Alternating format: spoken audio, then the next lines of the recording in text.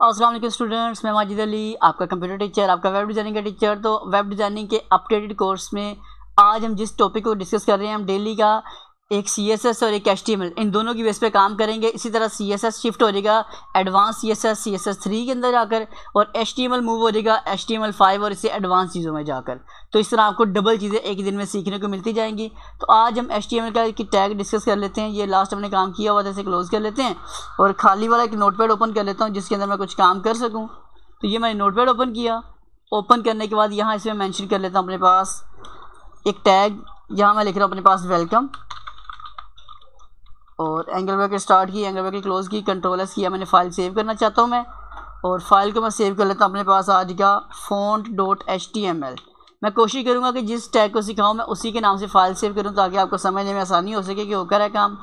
Font tag start किया, font tag करते हैं क्लोज, कंट्रोल एस करके चेक करते हैं इसका कुछ रिस्पॉन्स में आता भी है कि नहीं आता। पहले तो ये चेक करना पड़ेगा मैं लाजमी तौर पर कि जो हम काम करें उसका कुछ रिस्पॉन्स आया कि नहीं आया। तो ये मेरे पास फ़ॉन्ट नाम की फ़ाइल है, जिसे डबल क्लिक किया तो जस्ट यहाँ पे वेलकम लिखा आ रहा है। मैं कंट्रोल प्लस करके दिखाना चाहूँगा आपको जूम करके। तो ये थोड़ा सा टेक्स्ट मैंने ब्राउज़र जूम किया, टेक्स्ट का साइज़ भी बड़ा नहीं किया मैंने इसका, ठीक है। तो अब मैं क्या करता हूँ, इसमें फ़ॉन्ट का टैग लगाता हूँ। टैग तो लगा दिया, फिर इसके जो टैग की चीज़ अंदर लिखी होती है इसे बोलते हैं एट्रीब्यूट। तो अब मैं एट्रीब्यूट लगाना चाहूँगा यहाँ पर इसका साइज़। पहली चीज़ इसका साइज़ मैंने लिखा 6, कोई साइज़ इंक्रीज़ हुआ, और मैं यहाँ पर इसका लिख देता हूँ 8। अब देखते हैं क्या होता है, कुछ इंक्रीज़ हुआ, लेकिन अगर मैं 7 लिख रहा हूँ तो देखते हैं कि साइज़ में कुछ फ़र्क आ रहा है। तो बिल्कुल नहीं आ रहा है। इसका मतलब इसके अंदर फ़ॉन्ट का जो साइज़ है वो मैक्सिमम जस्ट 7 तक कर सकते हैं HTML में रहते हुए। पहला एट्रीब्यूट इसका ये वाला है।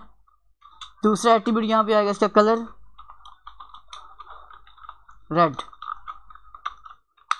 रेड कलर भी हो गया। तीसरा इसमें हमारे पास चीज़ आ जाती है, हमारे पास जी इसका होता है फेस, चेहरा। इसका चेहरा हमारे पास रावी।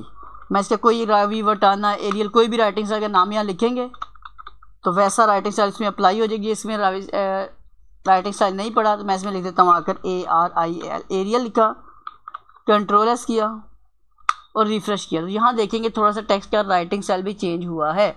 तो समझने की बात यह है कि हमें फ़ॉन्ट टैग समझ आया, उसके अंदर लगने वाले 3 एट्रीब्यूट समझ आए हैं। ये जो मैंने थोड़ा सा इस तरह आ रहा है ये पूरा एक लाइन में होगा, लेकिन आपको ताकि नज़र आ जाए, इस तरह मेरी स्क्रीन आपके पास नज़र आ रही होती है, इस तरह ये नज़र आ रहा होता है, तो इसलिए मैंने इसको स्क्रीन को हाफ़ किया हुआ है ताकि समझने में आपको आसानी हो सके।